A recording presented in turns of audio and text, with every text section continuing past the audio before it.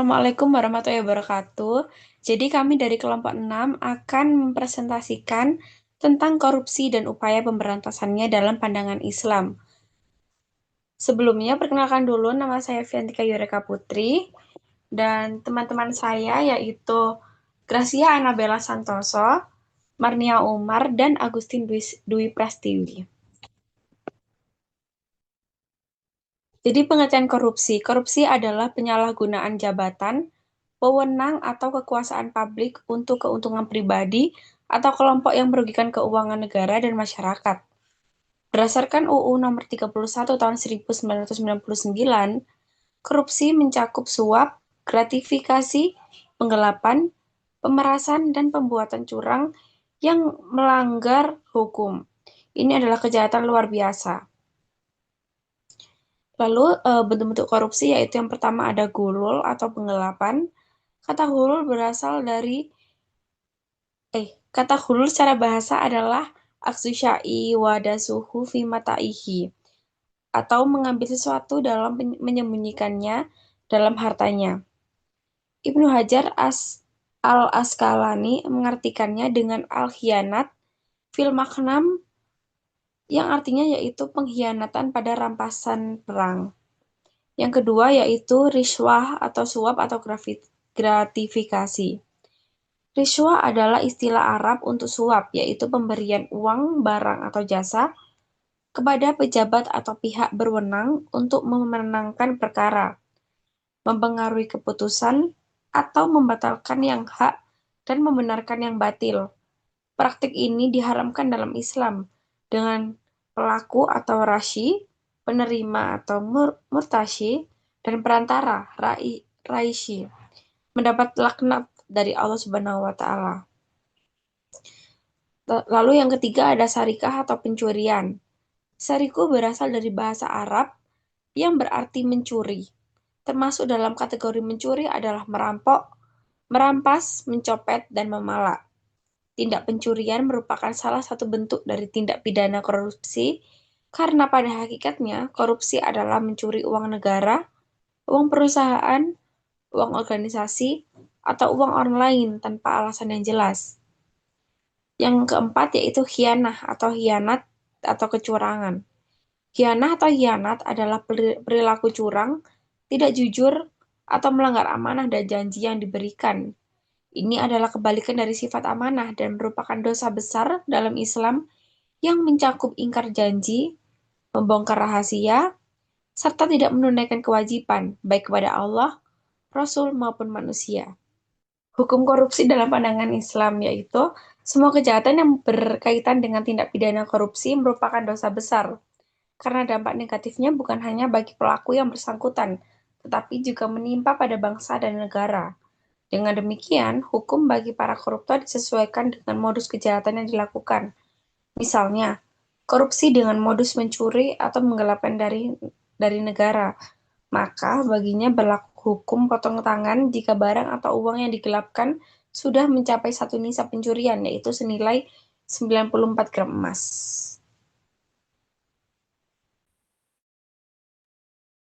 Selanjutnya kita akan eh, menjelaskan motif-motif korupsi atau alasan kenapa seseorang bisa melakukan korupsi. Motif ini sendiri dibagi menjadi dua, yaitu yang pertama ada motif internal dan ada motif eksternal. Motif internal ini adalah motif yang timbul dari diri seseorang yang melakukan korupsi. Motif internal juga terbagi menjadi beberapa bagian. Yang pertama ada karena sikap terlalu mencintai harta. Akar dari segala permasalahan korupsi adalah berlebihan dalam mencintai dunia. Dunia yang harusnya hanya sebagai perantara berubah menjadi tujuan akhir. Padahal Nabi Shallallahu Alaihi Wasallam telah menegaskan bahwa cinta dunia adalah pangkal segala kejahatan. Artinya, eh, seseorang itu terlalu fokus pada uang dan kekayaan sampai menjadikannya sebagai tujuan utama dalam hidup. Nah, kalau orang udah terlalu mengejar harta, dia bisa kehilangan batas antara yang benar dan salah. Akibatnya dia bisa menghalalkan segala cara termasuk dengan melakukan korupsi. Next. Lalu yang kedua ada sikap tamak dan serakah. Sikap Kedua sikap ini sering menjadi akibat manusia mengalami kehinaan dan kehancuran. Umumnya untuk para koruptor yang bukan orang miskin tetapi orang kaya yang bergelimang harta. Sikap serakah ini yang menjadikan mereka tidak pernah puas untuk menumpuk kekayaan. Walaupun mereka sudah memiliki cukup, bahkan lebih, dia tetap ingin menambah lagi. Sehingga mereka mencari keuntungan tambahan dengan cara yang tidak benar seperti korupsi. Selanjutnya ada sikap hidup konsumtif dan hedonis. Sikap yang dimaksud adalah sikap berlebih-lebihan dalam mengkonsumsi atau membelanjakan harta tanpa peduli nasib orang lain. Sikap ini menganggap kesenangan dan kenikmatan materi sebagai tujuan utama dalam hidup. Sehingga karena dengan adanya dua sikap ini, manusia tidak segan untuk menghalalkan segala cara, termasuk korupsi. Harta yang sudah berlimpah pun tidak memberikan mereka rasa puas. Mereka selalu merasa kurang setiap saat. Oke, selanjutnya ada pemahaman agama yang dangkal. Bagi seorang Muslim, sholat merupakan salah satu ajaran agama Islam yang terpenting dan dapat mencegah seseorang dari perbuatan keji dan bungkar, termasuk perbuatan korupsi. Namun kenyataannya, banyak orang yang justru rajin melaksanakan ibadah, tapi mereka tetap melakukan korupsi. Hal ini disebabkan karena pelaksanaan ajaran agama mereka itu tidak sesuai dengan ketentuan yang berlaku. Juga mereka tidak mendalami makna yang betul-betul terkandung dalam ibadah itu sendiri. Ibadah yang mereka laksanakan hanya sebagai ibadah ritual, belum teraktualisasi dalam kehidupan. Oke, yang terakhir ada hilangnya nilai kejujuran. Seperti yang kita tahu, kejujuran itu adalah aset yang sangat berharga bagi orang beriman dan bertakwa kepada Allah Subhanahu wa taala karena kejujuran itu mampu menjadi benteng bagi seseorang untuk menghindari perbuatan-perbuatan mungkar seperti korupsi. Hanya saja nilai-nilai kejujuran beberapa telah hilang dari beberapa pelaku korupsi. Karena itulah, sejak kecil dalam rumah tangga dan di sekolah sudah harus ditanamkan nilai kejujuran kepada anak-anak seperti sabda dari Nabi Shallallahu Alaihi Wasallam, katakanlah yang benar sekalipun itu pahit. Next. Oke, sekarang yang kedua adalah motif eksternal. Motif eksternal itu berasal dari luar diri seseorang. Kalau motif internal berasal dari dalam diri, sedangkan eksternal itu kebalikannya. Yang pertama adalah adanya kesempatan dan sistem yang rapuh. Nah, ini merupakan salah satu penyebab seseorang melakukan tindak pidana korupsi, yaitu karena adanya kesempatan atau peluang yang didukung oleh sistem yang kondusif. Di antaranya karena tidak adanya pengawasan yang melekat dari atasan atau mungkin terkadang juga justru atasan yang mengharuskan seseorang untuk berbuat korupsi. Hal ini bisa terwujud dalam bentuk sistem penganggaran yang memang mengharuskan seseorang berbuat korupsi seperti diberlakukannya uang setoran kepada atasan di akhir pelaksanaan kegiatan. Next. Lalu ada faktor yang kedua yaitu faktor budaya. Sebuah kebiasaan bagi beberapa masyarakat di Indonesia bahwa setiap seseorang yang menjadi pejabat tinggi, maka yang bersangkutan akan menjadi sandaran dan tempat bergantung bagi keluarganya, yang mengakibatkan dia mengharuskan untuk melakukan perbuatan korupsi untuk memenuhi kebutuhan keluarganya. Apalagi jika permintaan tersebut ini berasal dari orang yang sangat berpengaruh bagi dirinya seperti orang tua. Selain dalam budaya kita akan dianggap bodoh kalau kita udah jadi jabatan yang penting, tapi kita tidak punya penghasilan lain selain penghasilan resmi. Nah, karena itu kita biasa dipaksa untuk melakukan korupsi. Faktor selanjutnya ada faktor kebiasaan dan kebersamaan. Faktor ini menunjukkan bahwa sangat banyak pejabat yang diadili di pengadilan karena melakukan korupsi secara bersamaan. Karena korupsi itu telah menjadi kebiasaan yang tidak begitu dipermasalahkan. Akhirnya, itu akan menjadi kebiasaan, padahal ini perbuatan yang salah, yang padahal seharusnya kita biasakan apa yang itu benar, dan bukan membenarkan yang udah menjadi kebiasaan walaupun salah. Apalagi perbuatan itu merugikan banyak orang dan jadi masalah yang cukup serius bagi bangsa Indonesia. Next. Oke, faktor yang terakhir adalah penegakan hukum yang lemah. Ini menjadi penyebab terkuat orang Indonesia tidak takut korupsi karena tidak adanya sanksi hukum yang jelas bagi pelaku korupsi. Pada hukuman terhadap mereka telah diatur dalam berbagai aturan perundang-undangan yang berlaku, tapi karena penegakan hukum yang lemah, misalnya hukum yang diberikan tidak membuat jera atau proses hukumnya yang lambat, atau bahkan adanya perlakuan yang tidak adil. Akibatnya pelaku korupsi mereka tidak merasa takut, mereka bahkan bisa berpikir bahwa risiko yang dihadapi kalau melakukan korupsi tidak terlalu besar dibandingkan dengan keuntungan yang didapat. Yang menjadi kebiasaan bagi pelaku korupsi itu sendiri. Selanjutnya akan dilanjutkan oleh rekan saya.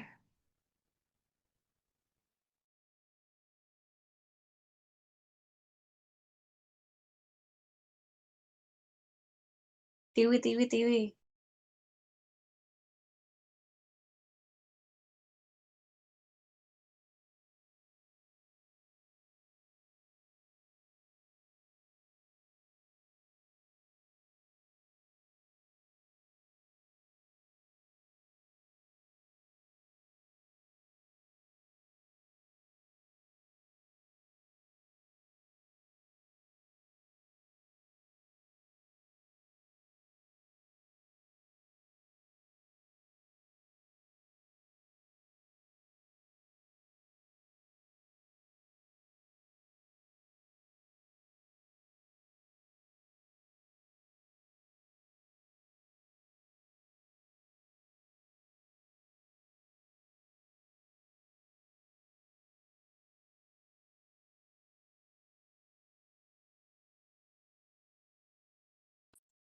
Oke, selanjutnya bahaya korupsi bagi kehidupan. Korupsi sangat berbahaya akibatnya bagi kehidupan manusia. Korupsi seumpama kanker dalam darah sehingga pemilik badan harus melakukan cuci darah terus-menerus jika ia menginginkan tetap hidup. Secara rinci akan dijelaskan akibat korupsi sebagai berikut. Next. Bahaya korupsi terhadap individu. Jika budaya korupsi sudah mendarah daging pada seseorang, maka orang tersebut tanpa sadar sedang merusak dirinya, merusak ibadahnya, mempermainkan doanya, dan menghancurkan keluarga serta keturunannya. Hal ini dikarenakan orang yang memakan harta hasil korupsi itu memakan harta haram.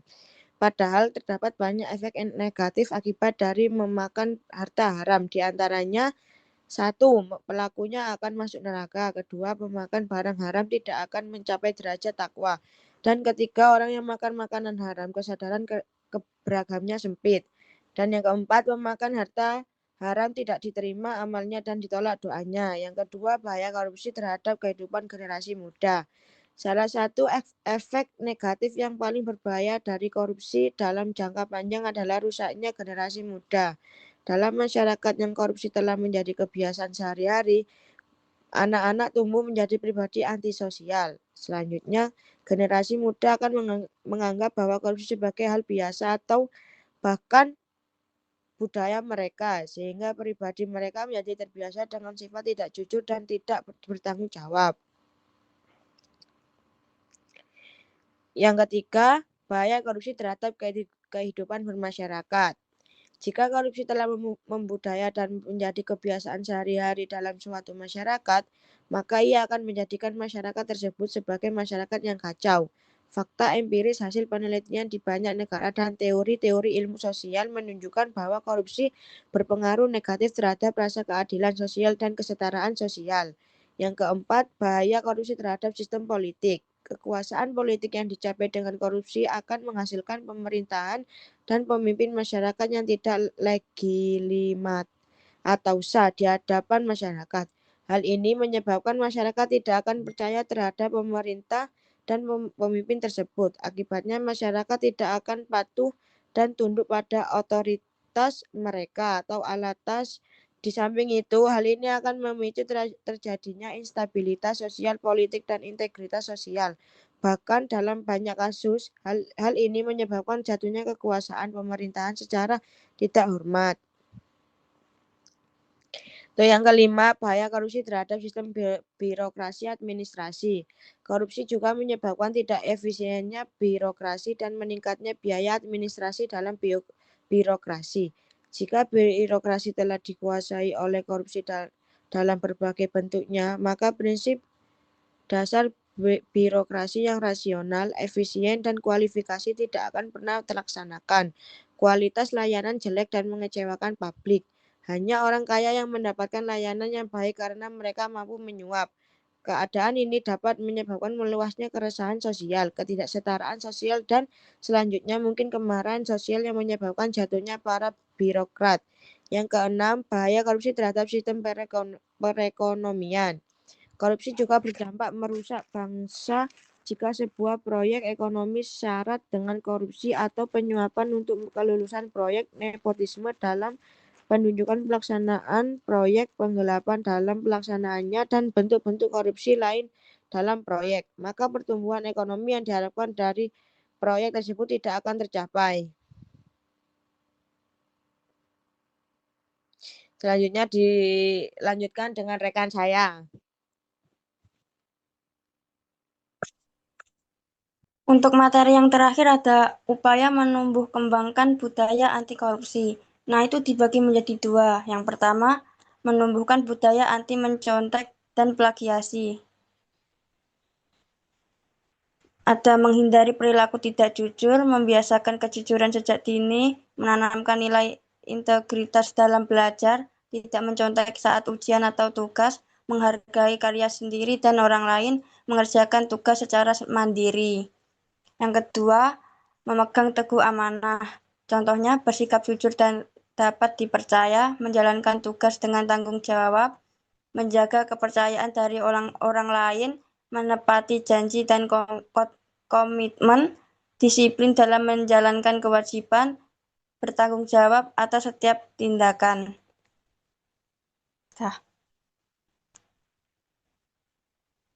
Terima Sekian kasih. dari kelompok kami.